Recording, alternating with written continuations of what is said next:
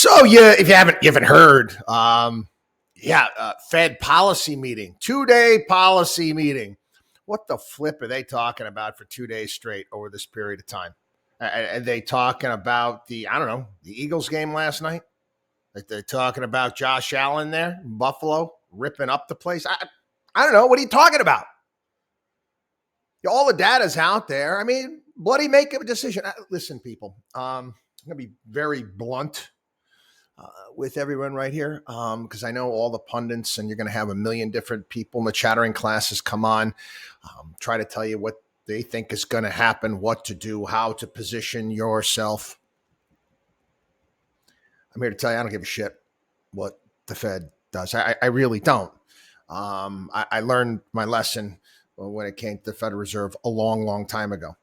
I came to the realization it was all a bit of a joke and a bit of a sideshow back when they used to do the briefcase indicator on CNBC.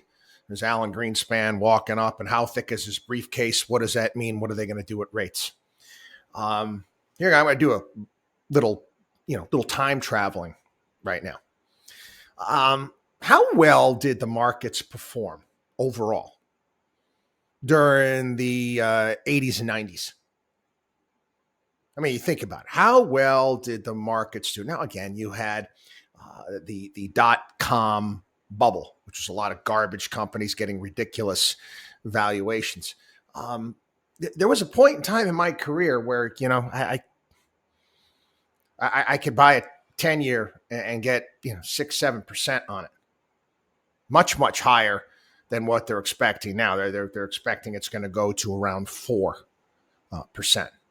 Which, honestly, at 6-7%, it's kind of nice. It's kind of nice. It's a great way to, it's risk-free returns in a portfolio. 10-year was a great alternative. I've been lamenting over the past couple decades when it talks about the ridiculously low interest rates that we have. We've basically, so many people out there, and there's a lot of young money managers as well, think that this is the way it's always been. I mean, wake the hell up.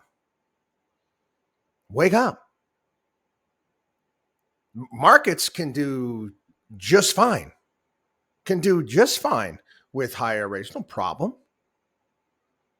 You could still do very, very well, like they have in the past. So if the Fed, let's say the Fed raises by 100 basis points tomorrow, obviously send the markets into a tizzy. Does it really change the companies that you own in your portfolio? Granted, a lot of the capital-intensive companies that need to raise money, might need to refinance or go to the public market. They're going to be hurting. They're walking dead. I warned you about the walking dead for a long time. Again, it's different markets now than it was back in the 1990s. It was a lot of the things back in the 1990s. The SPACs didn't exist. These venture capital firms weren't really around. You went to the public markets. You go to the public markets, the investment banks would crank out an IPO, and sometimes there would be a secondary here and there. But, you had a period of time where you were either going to make it or you were going to go under. And many companies, companies going public and blowing half their bloody IPO financing on a Super Bowl ad. How'd that work out? I remember there was a launch party. I'm trying to remember the name of the company now. Wow, I'm getting old. The launch party that they had, it was on Liberty Island. I don't know how much they spent on this ridiculous part. I mean, just throwing money away. And again, we've spent, when you get ridiculously low rates and you're able to have access to those rates, you get ridiculous companies. You get companies that have ridiculous valuations. You get real estate projects that are ridiculous. I mentioned this before on the program. Most of the bonds, I think, are already in default on this piece of property. They built $1 billion mall. $1 billion mall next to MetLife Stadium, which is one of the worst stadiums brand new stadium, piece of garbage. Piece of garbage. Basically, it was a handout to the various different, I guess, cement contractors. So it was looks like it was designed out of Soviet central planning. It's an embarrassment simply because you take a look at some of these other stadiums, these new stadiums around the country, and how beautiful they are and what they did. And we get a lump of cement here. But hey, that's just the way it goes. Anyway, they decided to build $1 billion mall outside of New York City, the Meadowlands. You think that this is going to attract people? It's not. They got a Ferris wheel there, and I guess they have indoor water slides. They're defaulting on everything, for crying out loud. Anyway, that's those some of the disconnects that you have, and some of the disconnects you've got to work through. Well, I don't give a shit about what the Fed does. Doesn't matter to my portfolios over the long term. It doesn't. Now, for certain people, obviously, they're in a certain situation when they need to access their portfolio. They're living off it in their retirement. They're positioned differently. Everyone's situation is unique and different. If you think what the Fed does is going to bother a large swath of my clients that got years ago, no. Now, people, even if it's over the next couple of years, do you really think that it's going to matter? Do you, in the grand scheme of things? No. And I've heard some ridiculous things as of late too. Jim Cramer's got this. I can't help it because he keeps saying it again and again and again. He's got this idea that the Fed is actually talking about trying to make people's portfolios drop. They want people's portfolios to drop, and they want real estate values to drop because the Fed wants people that are on the sidelines to go back to work.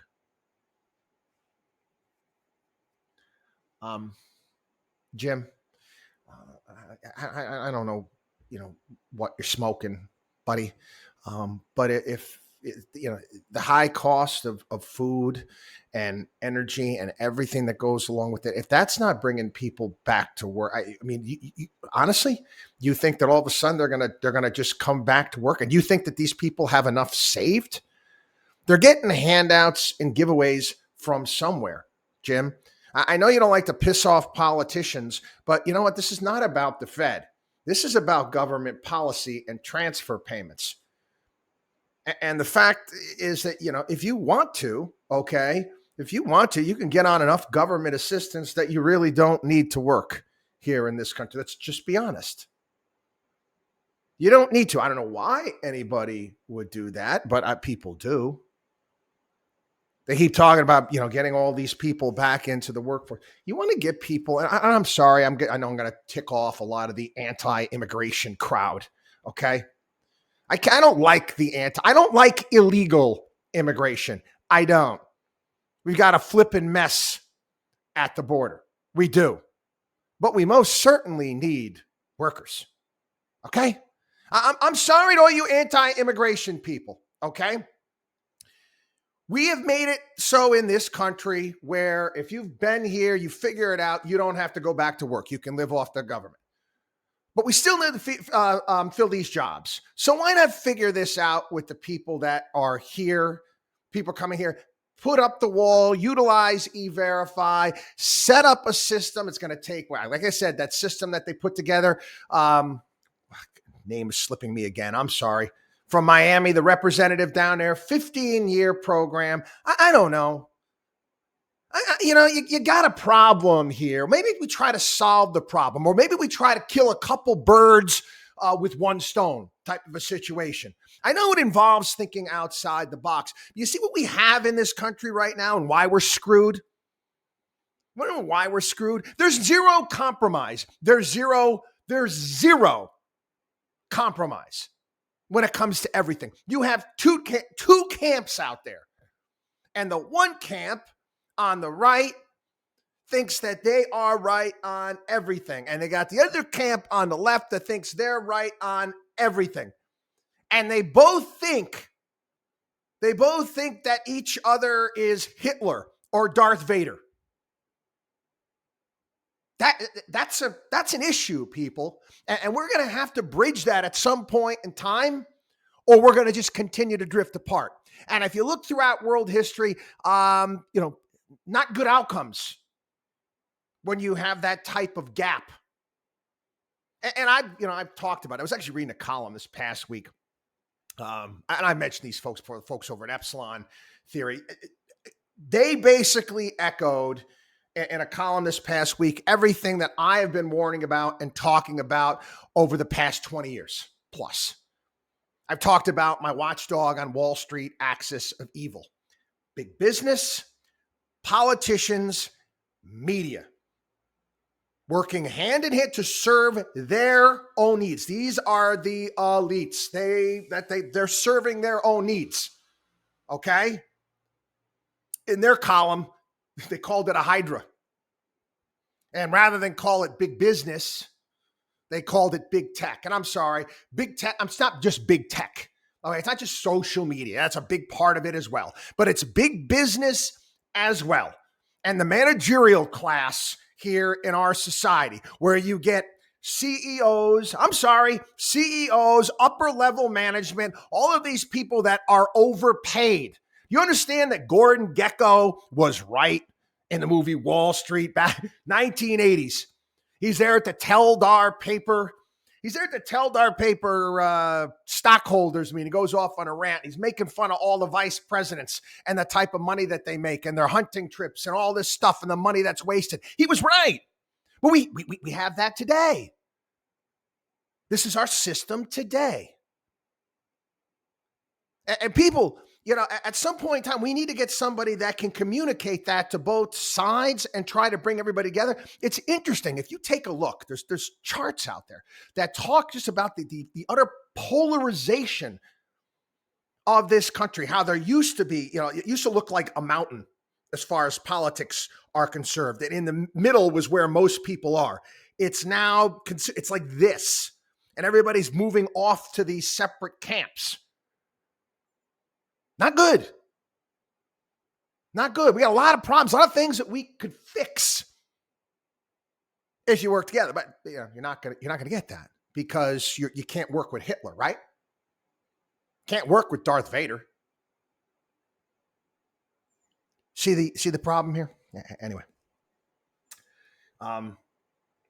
Senator Manchin. We have till September 30th? They're supposed to come up with this this permitting deal. And it's going to open up a lot of, great. It's going to get the pipeline going from West Virginia when it comes to natural gas, all of these things. And, you have the Republican bill that's been put forward. It's going to be rejected, of course. Chuck Schumer is promising Joe Manchin that he's going to have this permitting reform in his continuing resolution. We'll see. We'll see. It's looking more and more like Joe Manchin was punked because you've got 70 some odd Democrats that say that they won't sign off on it. And Manchin said, okay, you get this through, I'll sign off on your Inflation Reduction Act. And it doesn't look like he's going to get it. And we're going to be screwed as well. It was interesting as well. There was a story I was reading. The Navajo Indians, there's this, it's in New Mexico. They have this national park that's there that has, all of these ruins. And they wanted to do, there's some companies, oil companies, gas companies want to do some drilling about 10 miles outside of the park. And the Navajo Indians wanted it done. They wanted this done because they're going to get royalties on this. And the Biden administration rejected it. You don't understand some of the poverty that you see on these reservations. And don't even get me started, okay, on our policy when it comes to Native Americans, because I'll go off on a frickin' rant. It's embarrassing. But anyway, no, they rejected that. And the Navajo Indians want this. They need the money. They will get the royalties from this. No, rejected. Anyway. I mentioned this before. One of my favorite shows of all time by far. It's one of the most intelligent, in my opinion, intelligent programs in history. Again, you got a couple, I know I'm biased because these guys are most certainly libertarian. They take shots at both sides. But as far as social commentary is concerned, as far as seeing things, develop and talk about them before they happen, kind of like we do here on this show, they do on the television show South Park. And there was an episode, this was back 2004, right in 2004, leading up to the election. And it was this one, Bush versus Kerry. And they had this whole thing on the show where the kids from South Park, the animal rights people, made them get rid of their the elementary school, their mascot, the cows. They had a whole thing making fun of PETA on this episode as well. But anyway, as it turns out, the two mascots that had to run against one, there was going to be an election there in the school.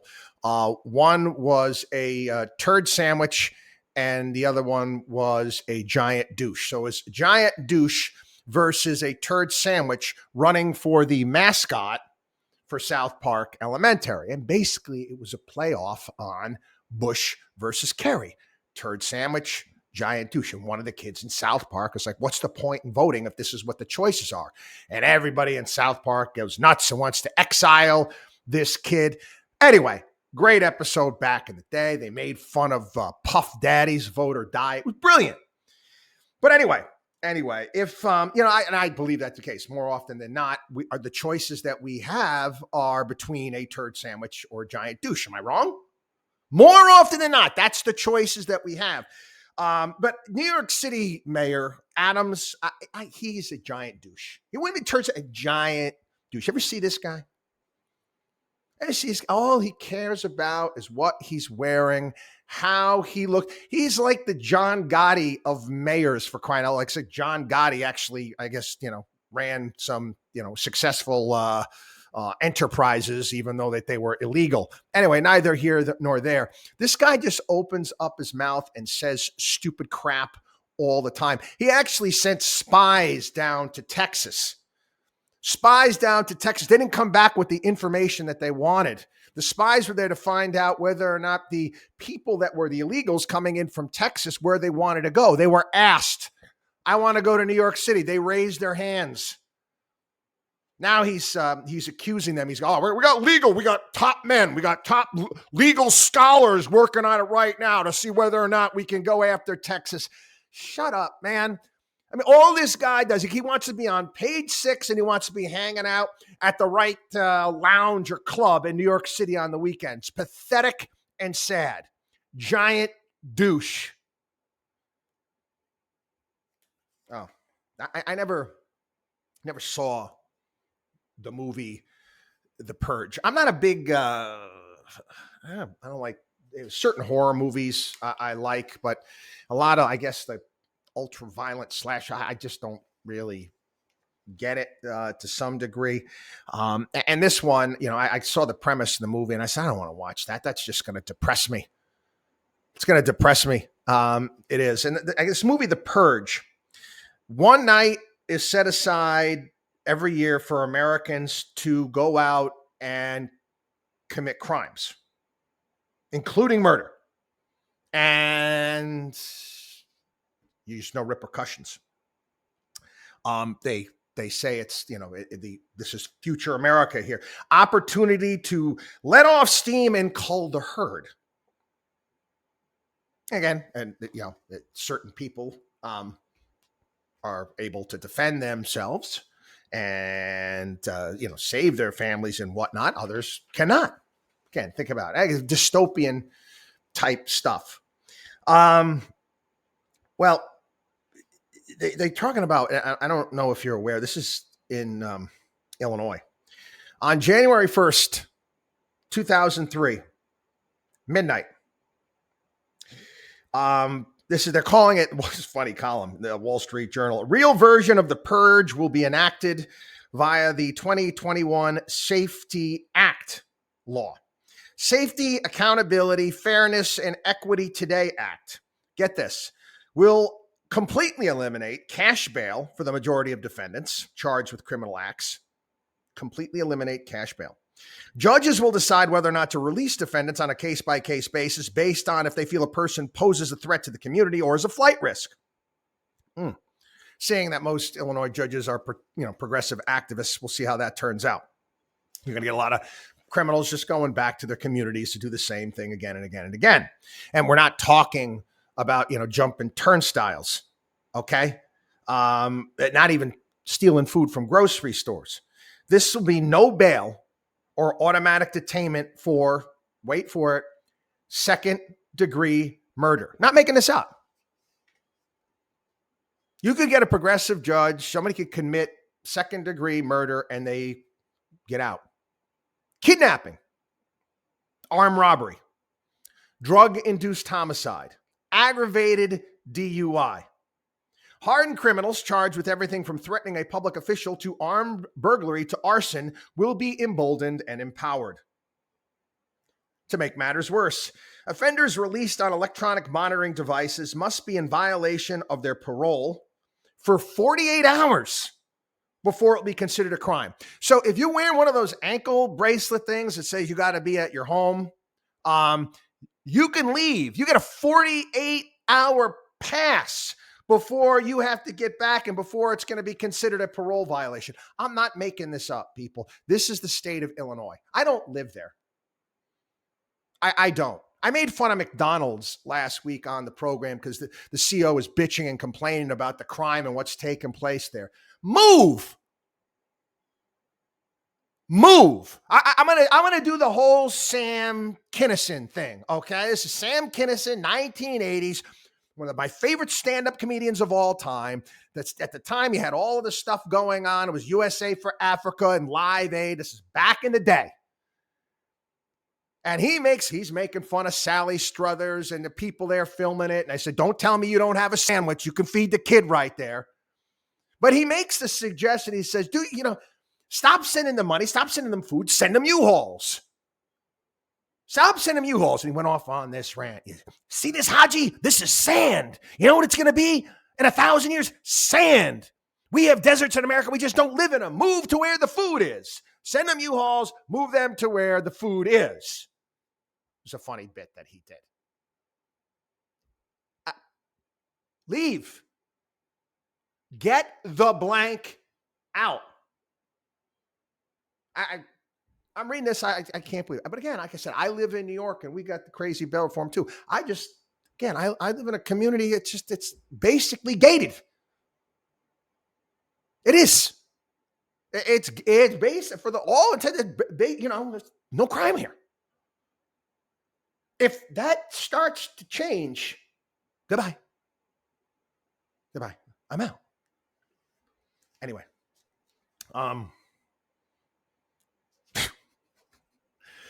yeah, people. I know some of you longtime listeners to the program. Like, didn't Chris talk? Yeah. IRS faces tight job market and competition for talent as it recruits thousands. They're not going to be. I mean, I said this on the program. They allocated all of this money to the IRS. What do you think? You think they're going to start paying? You think they're going to start paying IRS agents a comparable salary to what they could get in the private sector? The only government jobs where you get above and beyond is if you are the head football coach at a school or basketball coach. That's it. That's it, because guess what? You're bringing in money. People get all upset about that. I can't believe they're paying the basketball. You see how much money they're bringing into the school? They're an actual government official that actually brings money in without having to tax people. So you think that they're going to be able to compete? No way. It's quickly here on, there's a couple stories on Europe. Europe's economy and living standards are plummeting. Of course they are. They're plummeting here too. Okay, not at the rate that they are in Europe. Again, I see various different things, and again, I I have to go. I'd have to go. I have to get on a plane because I hear things and I read things, but I have to go and talk to people and see for myself. And I do have some contacts over in Europe, obviously. We go there on a regular basis, and certain countries, they're talking about the UK here. They're saying 60% of businesses are on the verge of closing due to higher electricity prices. Yeah, I don't know if that's true or not. I'd have to go there and see for myself. But I see what they're paying, and I understand how, the cost of doing business, and you get to a point in time, it's just not worth it anymore. I've talked about it here. Costs going up, not just costs going up, difficulty finding workers. How many restaurants, and these are successful restaurants where the owners are like, it's not worth it anymore. It's not worth it anymore. I'm in my late 50s. I'm in my 60s. I can't work 120 hours in a restaurant a week. I can't find a dishwasher. So you call it a day. You move on. Again, European situation, again, self-inflicted crap. This is not Putin's fault. Okay, I'm sick and tired of hearing this is Putin's fault. It's your fault for trusting Putin. It's your fault for not diversifying where you get energy from. Anyway, I saw Switzerland's environment minister suggests people shower together to save energy. I'm like, who the hell is Switzerland's environment minister? Austin Powers? Yeah, baby. Yeah, we got to shower together. Yes, not making this up. Yeah, that's the suggestion now. People shower together in an effort to cut energy consumption this winter and fend off power cuts. Turn the computer off when you don't need it, or turn off the lights. Shut the blank up. Of course, I mean, who doesn't turn off the lights? Who wants to spend undue amounts of? I don't get that. Anyway, Austin Powers says shower together in Switzerland. Anyway, quick bit here on COVID. A couple stories that sent to me from some of the listeners that I missed. I'm kind of tired of the whole COVID thing, and there's been several stories that I've read. I kind of let go here. We've talked about it for so long, and it's so frustrating to me. And one of the stories was Denmark now is basically forbidding people. They will not allow you to take a COVID booster if you're under 50 years old and you're healthy. Yeah. You wonder why you're not seeing that. You don't see, geez, why is Denmark doing this? Sweden's doing the same thing. Another story here. Ethically unjustifiable. Study finds COVID boosters cause net harm in young adults. University of Washington, Harvard, Hopkins, they make arguments against vaccine booster mandates for young adults. Yeah. Again, I'm not an epidemiologist, but I can read. And I understand how some of the stuff works, and I understand that this is ridiculous. Again, it's kind of like the whole flu vaccine. I had, back when I did a morning program for several years, think about the amount of radio I was doing over the course of a week at a period of time. Terrestrial radio, I was doing over 18 hours a week. Anyway, 3-hour program, 6 a.m., 9 a.m., Tampa.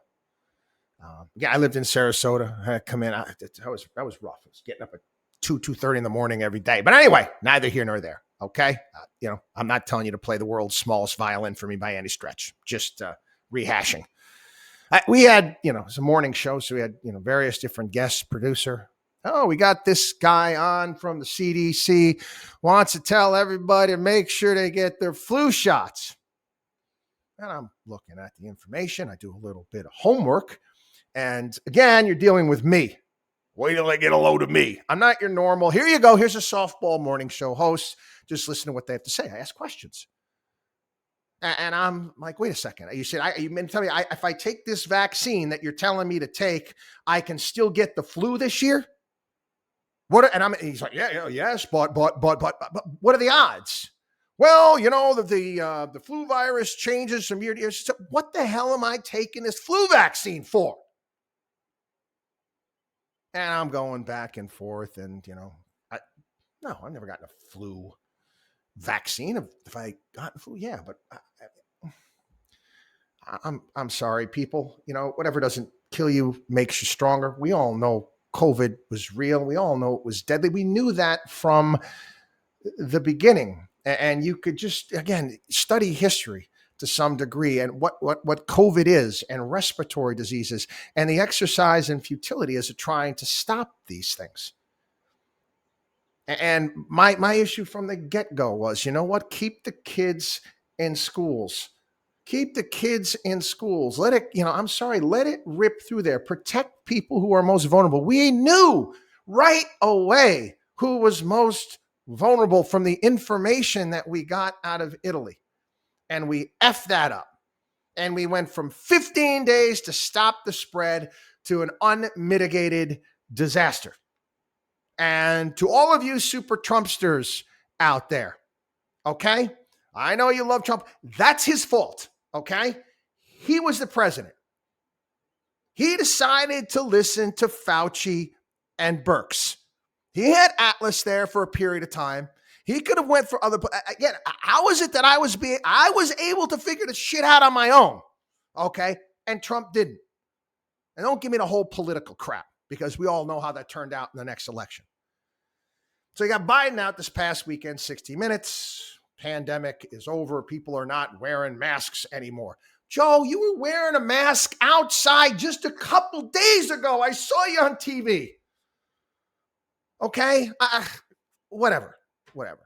If that's the case, if the pandemic's over, can you get rid of all these emergency declarations that you have out there? But no, government's not going to give up their power. The same way, all the power that the federal government acquired, the executive branch acquired post 9/11. Same thing. We send soldiers off to fight battles, and we launch missiles and do all sorts of shit all over the globe based upon post 9/11 stuff. I know you read the Constitution, it's actually supposed to be Congress that gets involved in declaring wars, but we don't do that anymore. It's ridiculous. Anyway, I've mentioned this before here on the program. You have a terrible situation, something as god awful as COVID, and people, if you're new to this program, my father died of it. Okay, my father died of it. He was supposed to get the vaccine like a week and a half later. Okay, and he got it. My mother got it, and it killed my father. It was awful. It was, and this is again right at this vaccines had come out.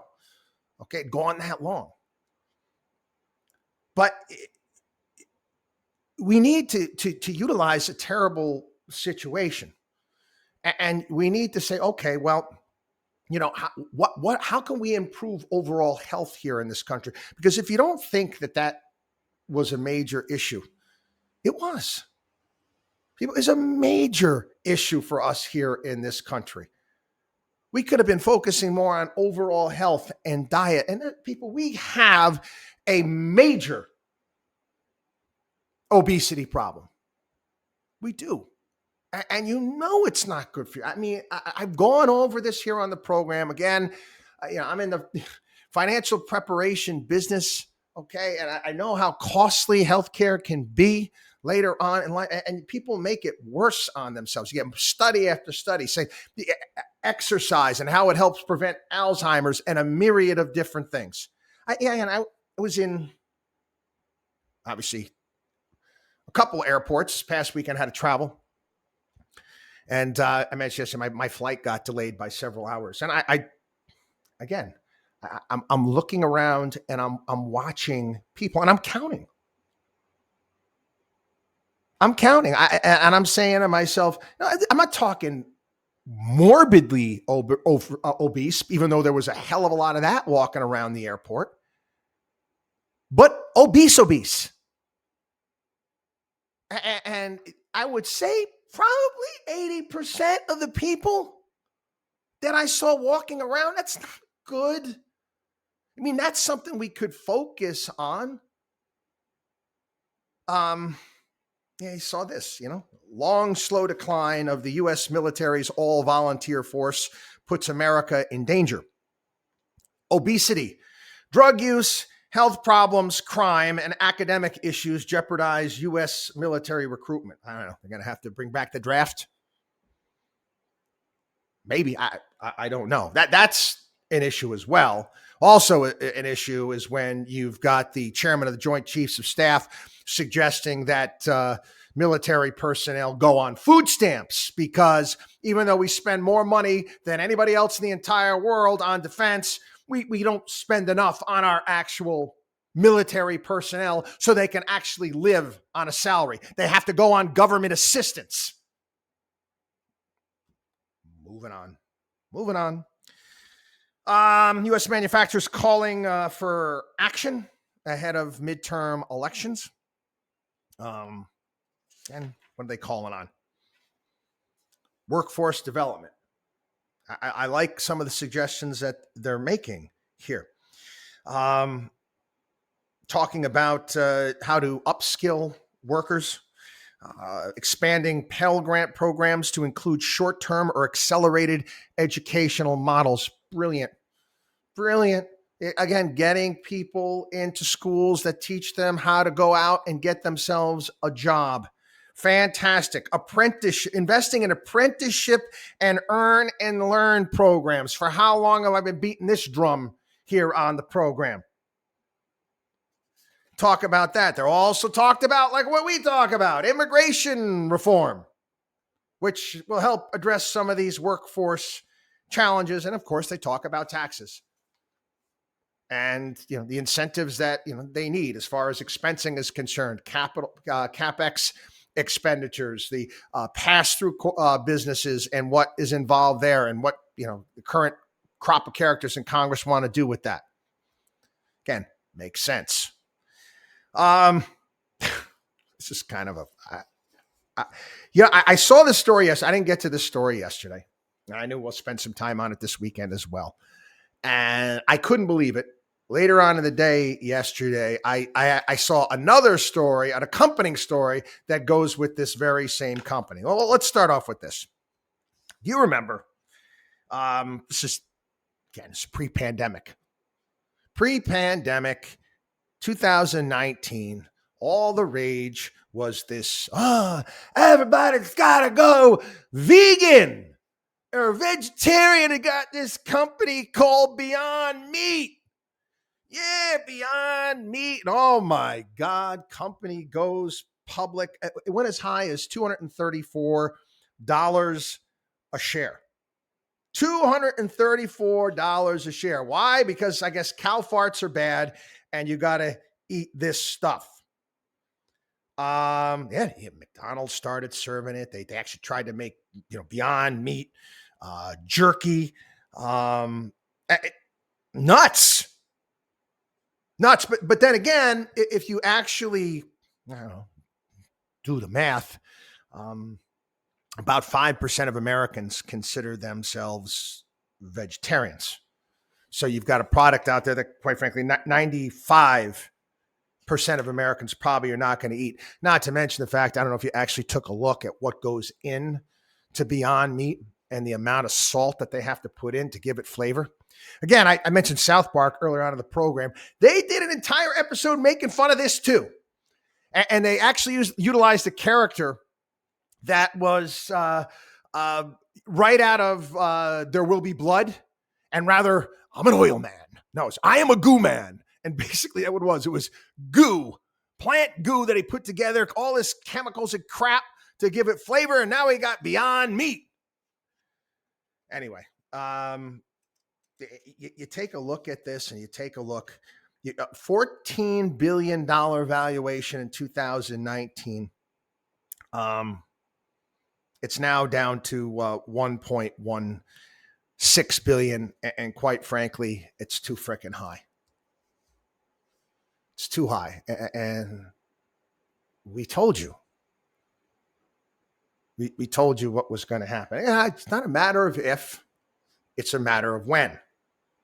And it was funny. I saw this story, accompanying story yesterday. I'm not making this up. The chief operating officer, Doug Ramsey. I don't know. Maybe this Beyond Meat turns you into some sort of freaking zombie or something like that. But he was arrested this weekend after biting a man's nose in an Arkansas parking garage following the college football game, the Razorbacks football game. He was charged with terroristic threatening and third-degree battery and booked in jail. Yeah, he crashed. Somebody, I guess, tapped his car. He broke the window, started beating the guy up, and bit his face. What is this, World War Z? Where's Brad Pitt? Anyway, holy shnikes, look at the time. And I still didn't get through half the stuff today. Anyway, have a good one, everybody. We'll get further into the Fed stuff tomorrow on the program as well. God bless. WatchDogOnWallStreet.com, WatchDogOnWallStreet.com. We'll see you.